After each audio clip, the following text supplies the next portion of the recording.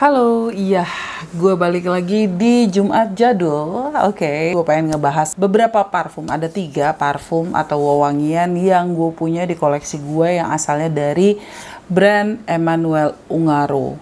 Ini juga termasuk salah satu brand yang cukup banyak di hunting. Pada saat gue nemuin ini pasti ya gue akan berloncat-loncat kegirangan. Tapi jangan tanya gue di mana gue menemukannya karena gue pikun, gue lupa di mana. Mungkin kalau gue bisa inget nanti bakalan gue share. Jadi gue pengen nunjukin dan pengen ngobrolin parfum-parfum jadul yang asalnya dari House Emmanuel Ungaro yang ada di koleksi gue. Buat lo yang penasaran, dilanjut ya.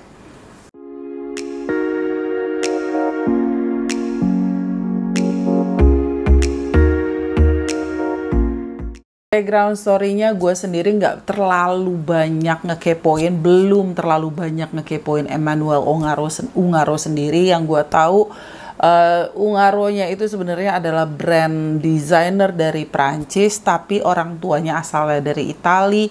Terus dia juga banyak mengeluarkan ya fashion brand yang mulai dari baju laki dan sebagainya. Dan dia juga sempat berkolaborasi dengan beberapa brand untuk mengeluarkan wewangian. Tapi yang gue agak bingung sih, kalau berdasarkan urutan tahunnya yang ada di koleksi gue itu, pertama keluar adalah Ungaro Eau de Parfum, tapi gue di sini cuman punya Ungaro Eau de Toilette-nya yang kotaknya seperti ini. Nanti gue obrolin, bakalan gue buka.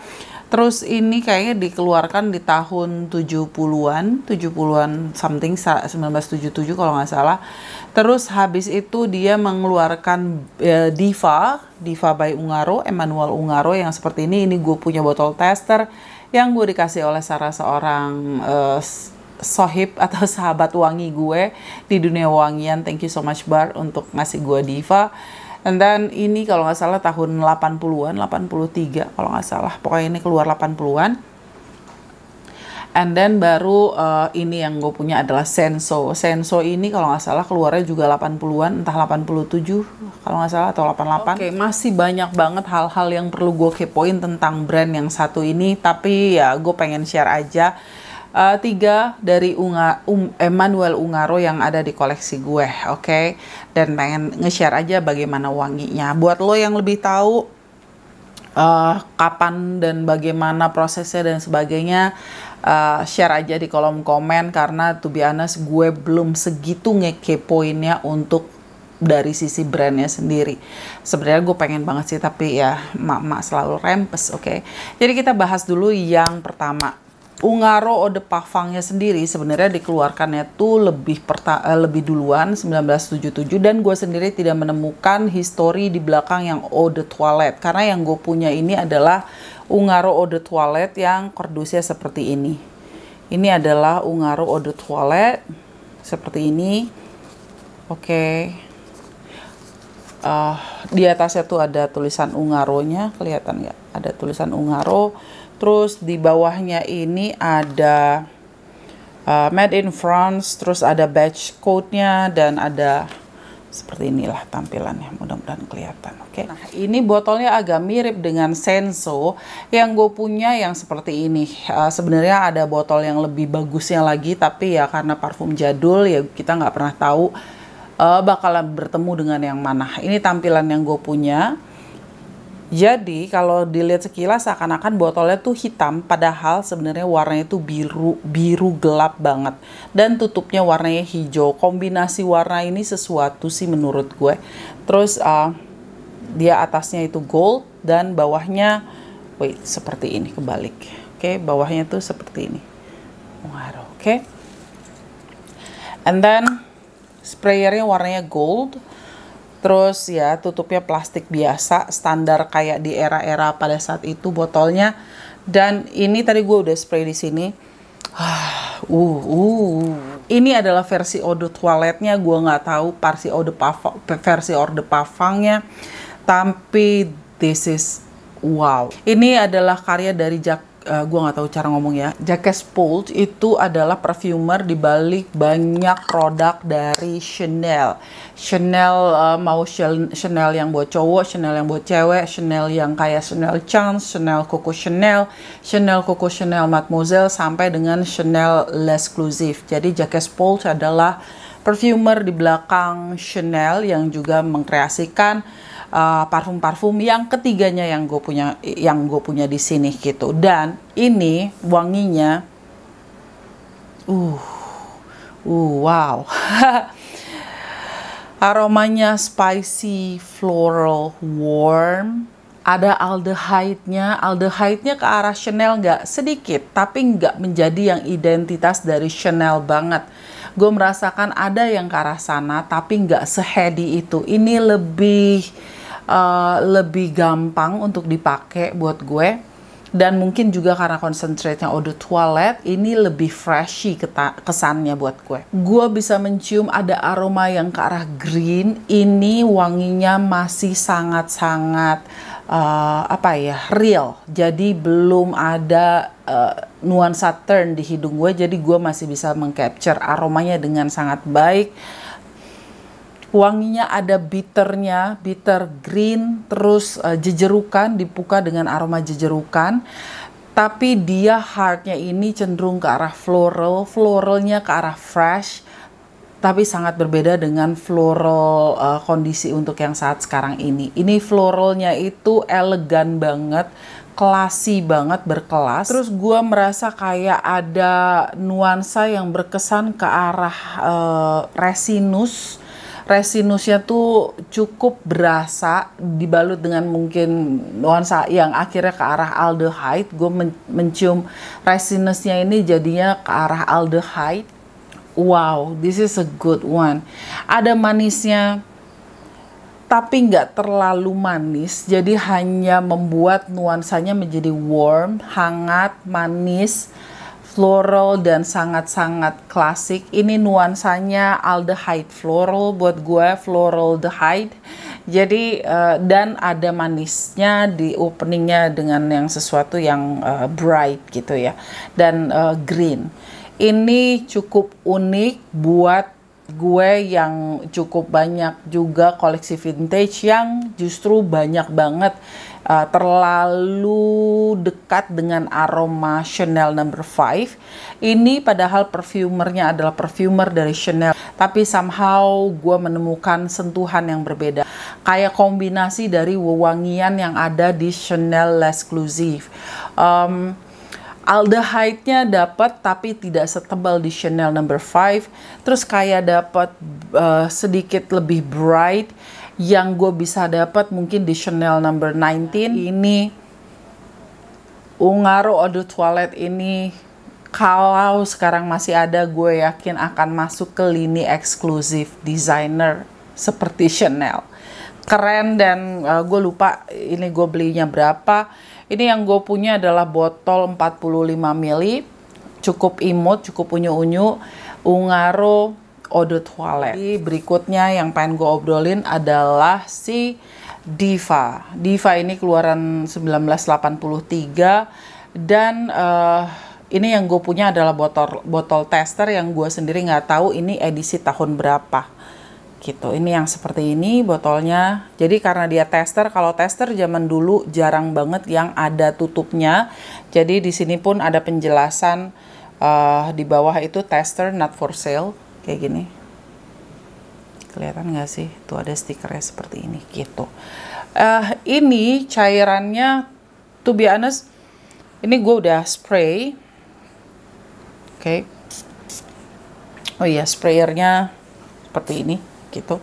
Ini sprayernya justru lebih mengeluarkan jus yang lebih banyak. Wanginya ini gue sedikit agak ragu ini udah turn atau belum, karena gue mencium kayak ada aroma oak moss yang bertemu dengan citrus yang cenderung berkesan agak pesing. Nah, ini juga kadang muncul di parfum-parfum vintage jadul yang agak sudah turn di openingnya gitu. Jadi gue belum punya pembanding untuk yang Diva ini, apakah ini masih bagus tapi memang aromanya seperti ini, atau memang udah turn sedikit gitu. Karena gue masih bisa mengcapture aroma yang berkesan kayak mossy gitu. Kalau di Diva ini gue mencium sedikit ada sentuhan animalic, peran dari civet. Gue bisa merasakan ada sentuhan civet di sini, tapi nggak seintens yang gue dapet di Lanui Pakorabang. Kalau di Lanui Pakorabang itu gue ngerasain banget yang sangat-sangat animalic dan vavavoom dari aroma yang floral dan intens dan animalic. Kalau Diva ini dia masih cenderung sebenarnya sedikit friendly, lebih ramah gitu, tapi kembali dengan nuansa aldehyde bertemu dengan civet. Jadi ada sentuhan animaliknya dan oak moss-nya gue masih bisa berasa. Dengan notes-notes yang sangat-sangat kompleks yang memang pada tahun itu banyak banget dipakai gitu ya. Cuman kalau gue bilang dengan si Ungaro Eau de Toilette tadi, nuansanya bedanya lumayan dengan nuansa ibaratnya bebungaan yang mereka pakai pun kombinasinya ada kemiripan. Terus habis itu sama-sama tetap menggunakan aldehyde dan ada irishnya, ada powdery-nya, tapi di sini lebih berasa sisi powderingnya, lebih berasa sisi klasik zaman dulu yang berkesan golden era gitu ya, yang oak mossy, aldehyde, civet, patchouli gitu, dan aroma rose. Jadi buat gue ini masih termasuk yang tipikal aroma di era itu.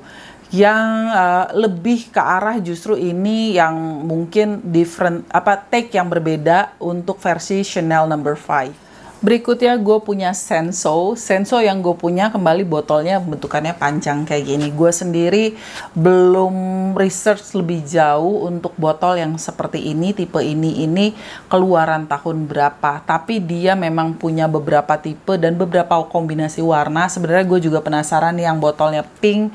Karena versi yang botolnya pink itu berbeda dengan yang versi seperti ini gitu. Dan sebenarnya juga ada botolnya yang Senso yang juga tampilannya nggak memanjang kayak gini setahu gue ya. Terus ini tutupnya warnanya biru, mirip dengan yang si Ungaro tadi, mirip banget justru. Finishingnya cuman kalau yang Senso ini frosty, transparan frosty, sementara kalau yang ini kayak biru tapi pekat gitu. Ini botolnya biru, nggak kelihatan sih birunya, tapi ini biru yang pekat banget deh gitu. Nah ini tutupnya biru, atasnya sama kayak tadi gold, terus bawahnya ada penjelasan seperti ini. Oke. Ini botol Senso punya gue, dan sprayernya juga tipikal sprayer zaman dulu yang masih gede gitu sprayernya. Kelihatan nggak? Ini sprayernya agak mirip dengan si Ungaro Eau de Toilette, cuman mungkin karena ini versi botolnya yang lebih besar dan sprayernya lebih besar, jadi mengeluarkan jusnya lebih banyak gitu.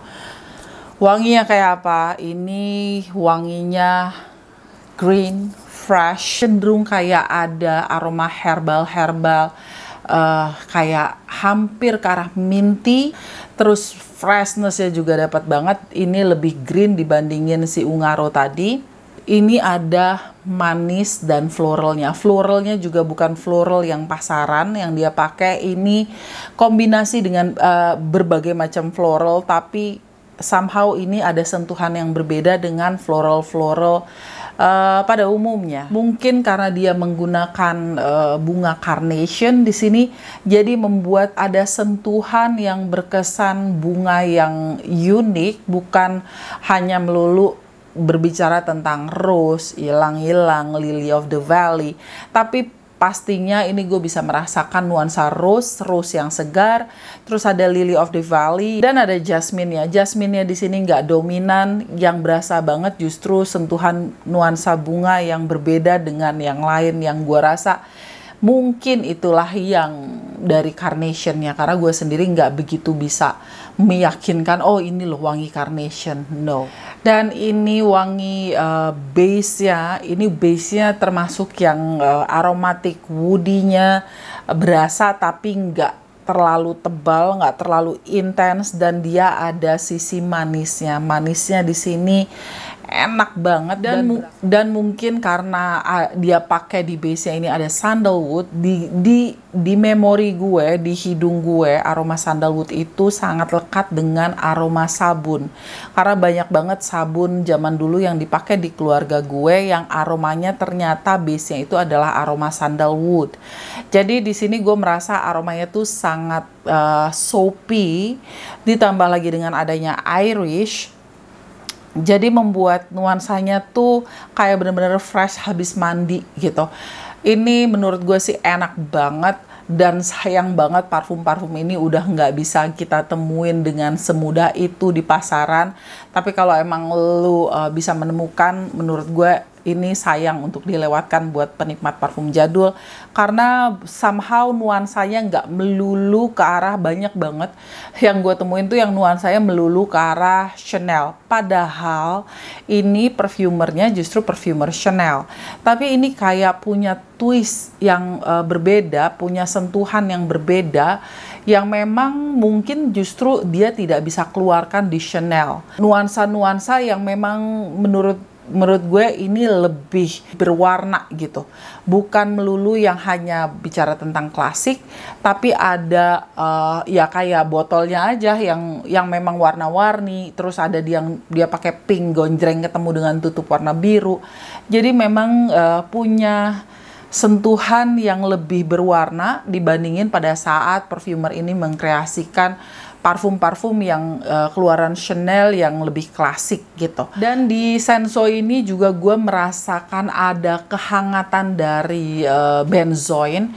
Jadi benzoinnya lebih terasa, jadi ada manis, ada warm, spicy, sweet, vanilla, terus ketemu dengan bunga-bungaan, dan di atasnya itu ada dekoratif nuansa green yang seger. Ini menurut gue sayang untuk bisa, kalau emang lu bisa temuin, sayang untuk dilewatkan, dan kayak botolnya itu udah cakep banget. Yes, itu dia tiga parfum wewangian. Gue sendiri kadang masih perlu belajar lagi secara historinya, karena Ungaro itu bener-bener kayak banyak banget lininya. Dia dari Ungaro, terus habis itu dia di bawah payungnya siapa dan kolaborasi dengan siapa, ya benar-benar harus ngulik dan perlu dicatat gitu. Sementara untuk video kali ini gue cuman pengen share aja ini desain-desain yang memang dia suka banget pakai garis-garis gitu, kayak baju yang drapery, di baju-baju diva, di baju-baju Airtong gitu, yang bajunya ada drape-nya. Drape itu apa ya, kayak ada lipitnya, kayak ada itulah pokoknya drape. Oke, itu dia. Ini dia, gue takut jatoin, mudah-mudahan gak jatuh, jangan jatuh. Ini dia 3 parfum dari Emmanuel Ungaro yang ada di koleksi gue. Thank you buat yang udah nungguin Jumat Jadul atau Friday Vintage Fragrance, Vintage Friday ya pokoknya Jumat Jadul. Oke. Thank you so much for watching. Sampai ketemu di video gue yang lain. Bye.